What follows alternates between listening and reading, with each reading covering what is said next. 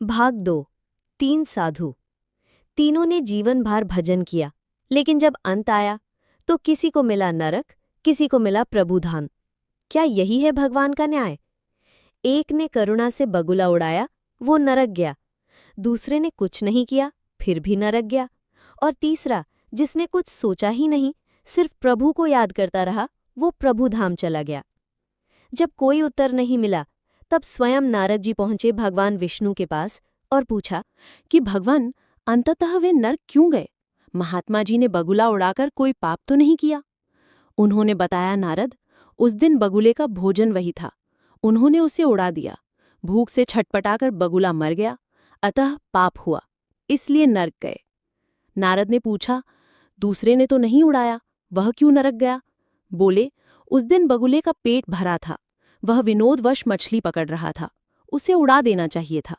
शिष्य से भूल हुई, इसी पाप से वह नरक गया।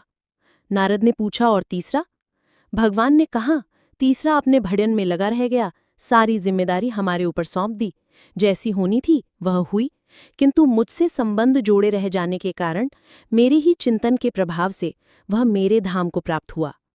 अतः पाप पुण्य की चिंता में समय को न गवाकर जो निरंतर चिंतन में लगा रहता है, वह पा जाता है। जितने समय हमारा मन भगवान के नाम रूप, लीला, गुण, धाम और उनके संतों में रहता है, केवल उतने समय ही हम पाप मुक्त रहते हैं। शेष सारे समय पाप ही पाप करते रहते हैं।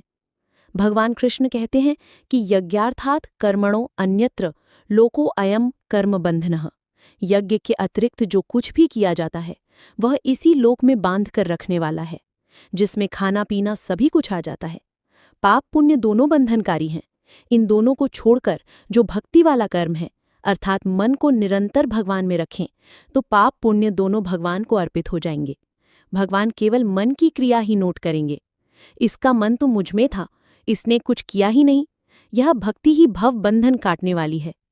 हे नाथ, हे मेरे नाथ, मैं आपको भूलूं नहीं। जय श्री लक्ष्मी नारायण।